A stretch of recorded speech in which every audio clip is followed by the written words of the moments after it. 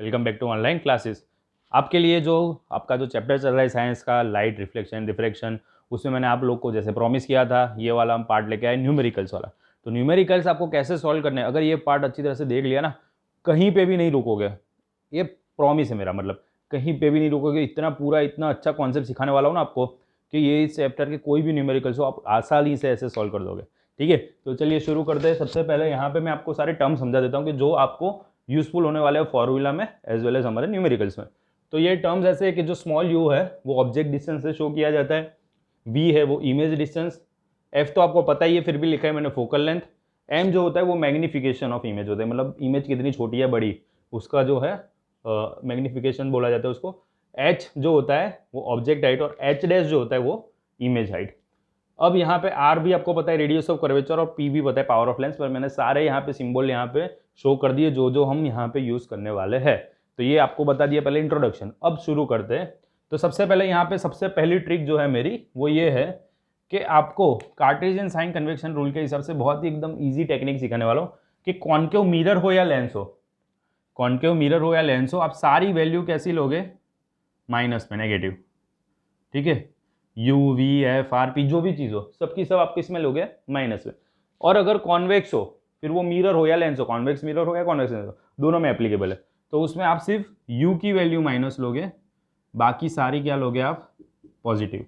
ठीक है, तो ये चीज़ याद रखना है, ईजी है ना। कॉनकेव मिरर हो या कॉनकेव लेंस हो उसमें आप जो भी वैल्यू लेनी है आपको सब में से वो सारी नेगेटिव। ये मैं इसलिए यहाँ पे आपको ज़्यादा जोर देके बता रहा हूँ क्योंकि जैसे कि ये क्वेश्चन है, यहाँ पे क्वेश्चन आपको दिख रहा होगा, ये क्वेश्चन में मैंने यहाँ पे जैसे लिखा है वैल्यू कि radius of curvature is 3 metre, bus is located 5 metre, तो क्वेश्चन में आपको माइनस के साइन के साथ नहीं देंगे। क्वेश्चन तो आपको नॉर्मल ऐसे ही लिखा होगा। आपको ये अगर कॉन्सेप्ट क्लियर है तो फिर आप वैल्यू यहाँ पे जब लिखोगे और यहाँ पे पढ़ोगे कि भाई यहाँ पे कॉन्वेक्स है, तो कॉन्वेक्स में तो मुझे सिर्फ यू ही माइनस लेना है, तो ये सब वैल्यू आप नॉर्मल एज इट इज जैसे लिखिए वही लिखोगे। जैसे यहाँ पे दिया if bus is located at 5 metre from the mirror, मतलब यू हो गया, तो यहाँ पे यू 5 दिया है पर एक्चुअली आपको क्या लेना है, माइनस, क्योंकि कॉन्वेक्स होता है तो उसमें सिर्फ यू ही माइनस लेना होता है, बाकी सब प्लस, और इसमें सारे माइनस। ओके, अब यहाँ पे मिरर फॉर्मूला लेंस फॉर्मूला, दो फॉर्मूला की बात कर लेते हैं। मिरर फॉर्मूला जो है वो है 1/f equal to 1/v plus 1/u, और यहाँ पे आता है 1/v माइनस 1/u। ठीक है, यहाँ पे प्लस यहाँ पे माइनस, इतना याद रखना है आपको। यहाँ पे इतना भी याद रखते हो, लेंस में पीछे एस आता है इसलिए माइनस का एस, ऐसे माइनस लेंस, लेंस माइनस, ऐसे राइमिंग होता है ना। फिर मैग्निफिकेशन जो है, तो यहाँ पे मैग्निफिकेशन का मतलब क्या होता है, एच डैश अपॉन एच, क्या होता है, H dash upon H, H dash मतलब इमेज हाइट, एच मतलब ऑब्जेक्ट हाइट, उसका रेशियो। पर उसका फॉर्मूला क्या है, उसका फॉर्मूला है माइनस वी बाई यू, और यहाँ पे उसका फॉर्मूला है वी बाई यू। तो ये जो है यहाँ पे बीच में प्लस था इसलिए यहाँ पे माइनस, यहाँ पे बीच में माइनस था इसलिए यहाँ पे प्लस, ये भी इजीली याद हो जाएगा। यहाँ पे भी मैग्निफिकेशन मतलब एच डैश अपॉन एच तो लिख ही सकते हैं। ठीक है, इसको फॉर्मूला को मतलब ऐसे भी लिख सकते हो आप, h dash upon h equal to minus v by u, या फिर m equal to direct minus v by u, ऐसे दोनों तरीके से आप कंपेयर कर सकते हो। यहाँ पे अब जो बताने जा रहा हूँ एकदम भयंकर टेक्निक है।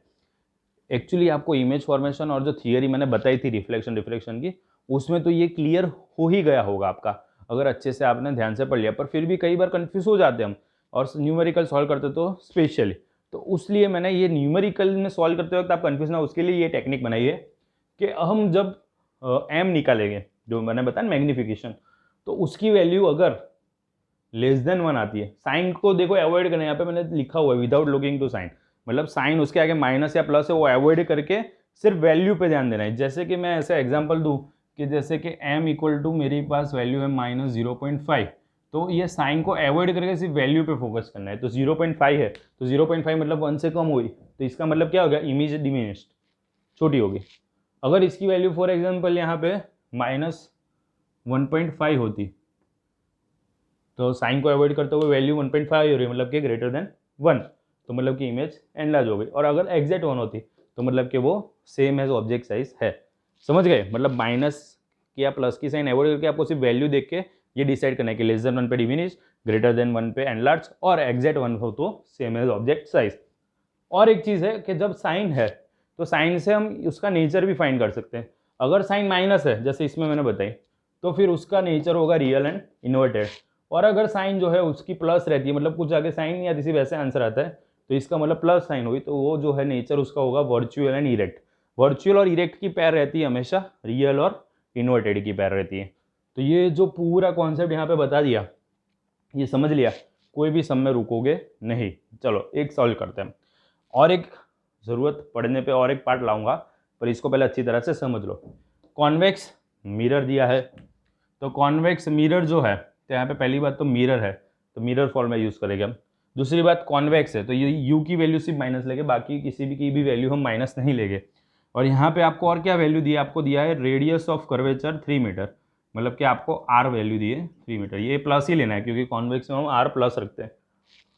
आर दिया है तो आप उसमें से एफ इजीली फाइंड कर सकते हो, क्या करके, आर डिवाइड बाई 2, क्योंकि फोकल लेंथ जो होता है वो इसका हाफ होता है। तो आर डिवाइड बाई 2 मतलब कि 3 डिवाइड बाई 2 मतलब कि 1.5 मीटर। ओके, आपको क्या क्या फाइंड करना है। अब देखो क्वेश्चन ऐसा था, पहले एक बार रीड कर लेते कि कॉन्वेक्स मिरर है जो कि ऑटोमोबाइल मतलब के व्हीकल्स में रेयर व्यू, पीछे के व्यू के लिए दिया है, जिसकी रेडियस ऑफ कर्वेचर दी है, और उसमें एक बस जो है उससे 5 मीटर दूर है मिरर से। तो फिर आपको इमेज की पोजीशन, नेचर और साइज, ये सारी चीज़ें फाइंड करनी है। मतलब पहले तो इमेज की पोजीशन मतलब के वी, इमेज डिस्टेंस मतलब वही हुआ, ठीक है। और यहाँ पे मिरर था, इसलिए हम लिखेंगे बाय यूजिंग मिरर फॉर्मूला। हम मिरर फॉर्मूला से इसको फाइंड करेंगे। तो मिरर फॉर्मूला है हमारा 1/f equal to 1/v plus 1/u। Okay, अब यहाँ पे f की जगह पे 1.5, यहाँ पे थोड़ी मेहनत करनी पड़ेगी, आपको कैमरामैन को बोल रहा हूँ दिखाने के लिए।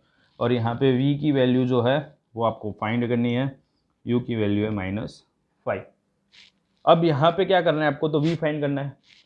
ये माइनस इधर हो जाएगा तो ये ऐसे हो जाएगा 1/v माइनस 1/5, ठीक है। अब ये जो है -1/5 उस तरफ ले लेते हैं, और इसको मैं ऐसे लिख सकता हूँ, 1.5 है ना, तो 15/10, 10 उसका ऊपर, तो 10/15 प्लस 1/5 इक्वल टू 1/v, क्योंकि -1/5 इस तरफ आ गया।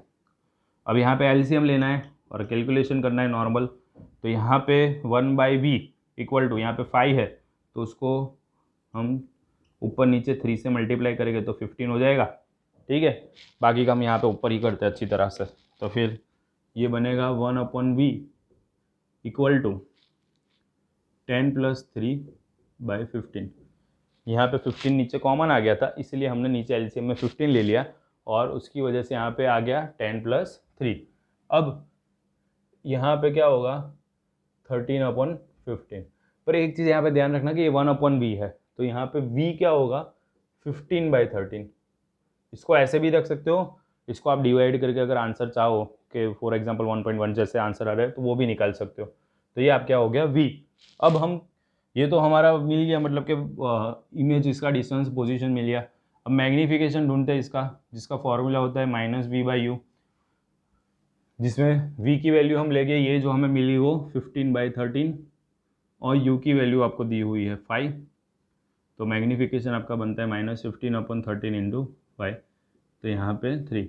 जानबूझ के यहाँ पे मैंने इसको फ्रैक्शन में इसलिए रहने दिया है ताकि आप लोग को मैं समझा सकूँ कि ये जो है, जब फ्रैक्शन में रहता है तब जो डिनोमिनेटर वाला नंबर बड़ा होगा, साइन को एवॉइड करने के बाद देख रहा हूँ, डिनोमिनेटर वाला नंबर बड़ा होगा तो फिर वो जो है, डिनोमिनेटर वाला नंबर बड़ा है तो मतलब कि m 1 होगा। और अगर ऊपर न्यूमरेटर बड़ा होगा जब फ्रैक्शन में होगा तब, तो फिर इसका मतलब हुआ कि वो m 1 है। तो ये भी आपको पता चल जाए, इसलिए मैंने इसको फ्रैक्शन में रहने दिया था।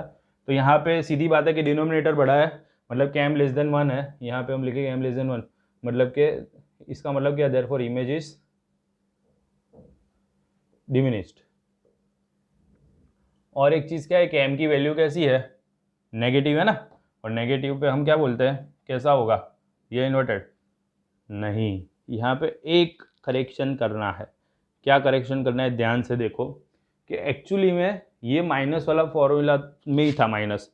अब यहाँ पे जब हम u की वैल्यू सब्स्टिट्यूट करते हैं ना, तो सिर्फ 5 नहीं, एक्चुअली u की वैल्यू हमें हमेशा जहाँ जहाँ फॉर्मूला में रखे, ऐसा नहीं कि सिर्फ मिरर फॉर्मूला है, वहाँ वहाँ आपको माइनस रखनी है। तो इसीलिए ये भी गलती बच्चे कर देते हैं, इसीलिए ये जानबूझ के ये भी बताऊँ कि यहाँ पे आपको ये क्या करना है, माइनस की साइन। तो ये माइनस माइनस कट हो जाने पे यहाँ पे आपकी m की वैल्यू क्या हो जाती है, पॉजिटिव, और m अगर पॉजिटिव होता है तो इसका मतलब कि आपकी इमेज कैसी होगी, image is virtual and erect.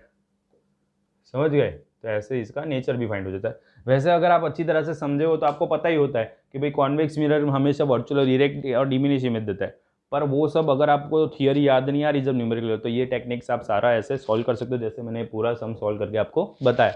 यहाँ पे मैंने एक एक्स्ट्रा और एक सम रखा है कि जो पावर ऑफ लेंस सिर्फ फाइंड करने के लिए है। तो यहाँ पे बताया कि भाई पावर फोकल लेंथ आपको दी है 50 सेंटीमीटर और आपको पावर ऑफ लेंस फाइंड करना है।